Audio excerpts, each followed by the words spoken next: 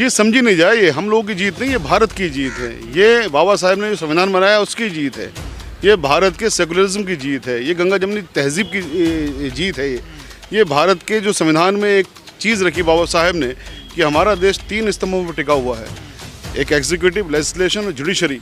तो लेजिस्लेशन जब पागल हो गया, जब उन्होंने अपनी सत्ता के मदहोशी में जा कर के कानून बना लिया, गैर संवैधानिक बना लिया, गैर कानूनी बना लिया, तो जुडिशरी ने उसे करेक्ट करने का काम किया। अस्सलाम वालेकुम। तो दोस्तों, अभी आप लोगों ने सुप्रीम कोर्ट के सीनियर वकील की जो शुरू में छोटी सी वीडियो क्लिप देखी है, ये वीडियो मैं आप लोगों को आगे पूरी दिखाने वाला हूँ, जो इस वक्त सोशल मीडिया पर काफ़ी वायरल हो रही है। दोस्तों, आप सभी को जैसा कि पता है, सुप्रीम कोर्ट की तरफ से वक्फ अमेंडमेंट बिल को लेकर मुसलमानों की बड़ी जीत हुई है, बड़ी कामयाबी मुसलमानों को मिली है। और जो लोग ये कह रहे थे कि सुप्रीम कोर्ट हमारे हक में फैसला करेगा, सुप्रीम कोर्ट जो है इस बिल को जो है लागू कर देगा, लेकिन सुप्रीम कोर्ट ने इस बिल पर स्टे लगा दिया है। जी हाँ दोस्तों, अगली जो सुनवाई दी गई है सुप्रीम कोर्ट के द्वारा वो 5 मई को रखी गई है, यानी वक्फ अमेंडमेंट बिल की अगली सुनवाई 5 मई को है। इसी बीच दोस्तों, सुप्रीम कोर्ट के सीनियर वकील ने एक बहुत बड़ा स्टेटमेंट दिया है वक्फ अमेंडमेंट बिल को लेकर कि आज सुप्रीम कोर्ट के अंदर क्या हुआ और मुसलमानों को कैसी कामयाबी मिली, कैसी बड़ी जीत मिली है, सब कुछ उन्होंने पूरी डिटेल के साथ इस वीडियो के अंदर बताए हैं। तो दोस्तों, मैं आप लोगों को सुप्रीम कोर्ट के सीनियर वकील की यहीं पर पूरा वीडियो क्लिप दिखाऊंगा, लेकिन वीडियो दिखाने से पहले आप सभी से रिक्वेस्ट करना चाहूँगा, प्लीज़ इस वीडियो को ज़रूर लास्ट तक देखिए और जितना हो सके इस वीडियो को ज़्यादा से ज़्यादा शेयर ज़रूर कीजिए। तो आइए सबसे पहले हम और आप वकील साहब की ये वीडियो क्लिप देखते हैं, फिर आगे बात करते हैं। जी समझी नहीं जाए, ये हम लोगों की जीत नहीं, ये भारत की जीत है। ये बाबा साहब ने जो संविधान बनाया उसकी जीत है। ये भारत के सेकुलरिज्म की जीत है। ये गंगा जमुनी तहजीब की जीत है। ये भारत के जो संविधान में एक चीज़ रखी बाबा साहब ने कि हमारा देश 3 स्तंभों पर टिका हुआ है, एक एग्जीक्यूटिव, लेजिस्लेशन और जुडिशरी। तो लेजिस्लेशन जब पागल हो गया, जब उन्होंने अपनी सत्ता के मदहोशी में जा कर के कानून बना लिया, गैर संवैधानिक बना लिया, गैर कानूनी बना लिया, तो जुडिशरी ने उसे करेक्ट करने का काम किया। इनकी यही तो मंशा थी कि हम जुडिशरी की पावर ख़त्म करके डीएम को पावर दे दें।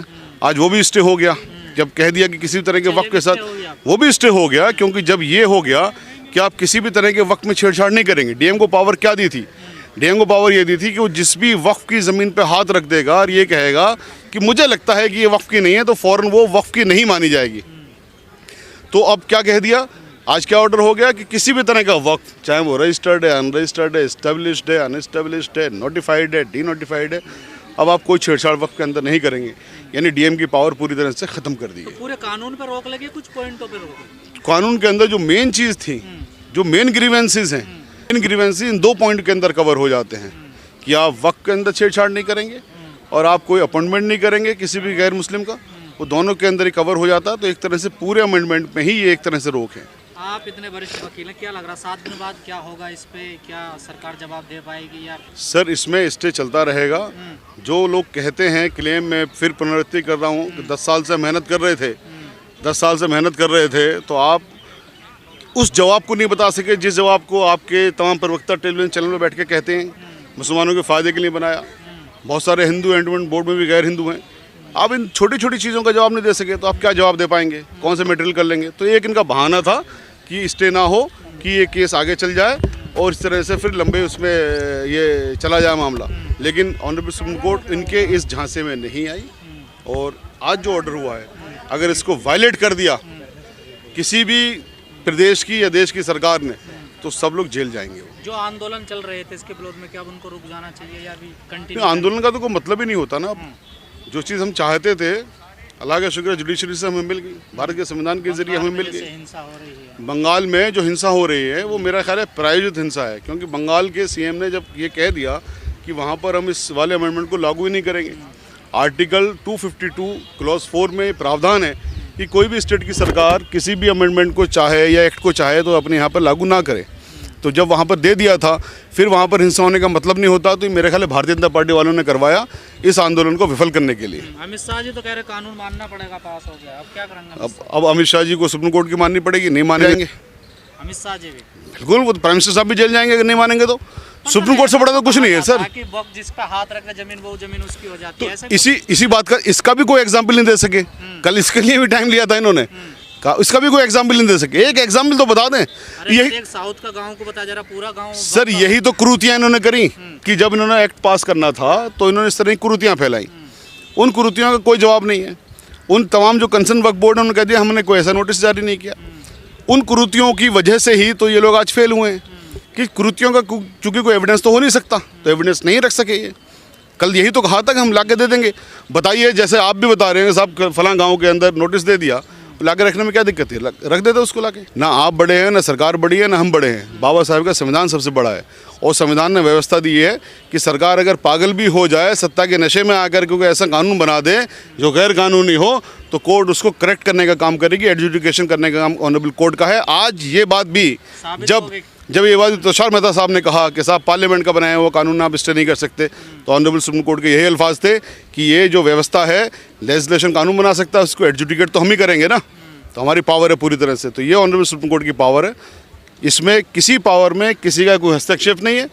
मैं ऐसा नहीं कह रहा कि ऑनरेबल सुप्रीम कोर्ट बड़ी है या पार्लियामेंट बड़ी है, सबके अपने अपने दायरे हैं, अपनी अपनी पावर है। किसी में कोई हस्तक्षेप करेगा तो फिर गड़बड़ है। तो आज साबित हो गया कानून में कोई गड़बड़ तो है इसमें, जरूर कानून पूरी तरह से कानून गड़बड़ है, पूरी तरह से कानून असंवैधानिक है, दुर्भावना के तहत बनाया हुआ कानून है और पूरी तरह से सेकुलरिज्म के खिलाफ है, भारत की रूह के खिलाफ है, भारत के संविधान के खिलाफ। निरस्त करवाना चाहते हैं या कुछ पॉइंटों में दिक्कत है? सब पूरे कानून ही निरस्त होगा। अभी समाप्त जो चलेगी यानी हियरिंग चलेगी, हमने एक एक पॉइंट के ऊपर एक एक पॉइंट को डील किया है, एक एक पॉइंट के ऊपर आर्गूमेंट लिखे हैं और एक एक पॉइंट को हमने साबित किया है एविडेंसेस के ज़रिए, अपनी दलीलों के ज़रिए कि जितने भी ये अपने अमेंडमेंट लेके आए हैं, सारे के सारे अमेंडमेंट दुर्भावना के तहत हैं, सिवाय एक अमेंडमेंट के। वो अमेंडमेंट उसके लिए हमने चैलेंज भी नहीं किया है। ऐतिहासिक दिन है सर, हिस्टोरिकल दिन है आज। सेंट्रल लेजिस्लेशन जो बनाया भारत की सरकार ने, वो आज हमने अपनी आंखों से औंधे मुँह गिरते हुए देखा। चूँकि वो दुर्भावना के तहत वो लेके आ रहे थे इस वाले अमेंडमेंट को और तमाम कुतर्क किए थे उन्होंने उसके अंदर। कल जब ऑनरेबल सुप्रीम कोर्ट ने व्यवस्था दी कि हम इस तरह 3 तरह के ये स्टे करने जा रहे हैं, तो वहाँ पर तुषार मेहता साहब ने कहा कि साहब मैं कल आपको एग्जाम्पल दे करके बताऊँगा कि हमने ये जो अमेंडमेंट पास किए हैं ये बिल्कुल पूरी तरह से वैलिड है। हमें आज तक का टाइम दिया, 1 दिन का टाइम मांगा। आज आने के बाद वो फिर 1 हफ्ते का टाइम मांग रहे थे और विडम्बना ये देखिए, वो कहते हैं कि हमने इसमें 2 महीने तो वक्फ इसमें जेपीसी की मीटिंग करी, देश भर में जा करके लाखों हमने याचिकाओं को निरीक्षण किया। 10 साल से हम इसमें मेहनत कर रहे हैं। 10 साल की मेहनत के बाद तो जी हाँ दोस्तों, आप लोगों ने सुप्रीम कोर्ट के सीनियर वकील की ये वायरल वीडियो क्लिप देखी है और सारी बातें आप लोगों ने सुनी है, जिसमें किस तरह से मुसलमानों को इस वक्फ अमेंडमेंट बिल को लेकर सुप्रीम कोर्ट से बड़ी कामयाबी मिली है, बड़ी जीत मिली है और इसी तरह से भाजपा सरकार को बड़ी हार मिली है सुप्रीम कोर्ट से। तो दोस्तों, इस वीडियो देखने के बाद अब आप क्या कहना चाहोगे, आपके इस बारे में क्या राय है, तो कॉमेंट में अपनी राय लाजमी बताइएगा। तो चलिए दोस्तों, अगली वीडियो में मिलते हैं, जब तक अपना ख्याल रखिए, शुक्रिया।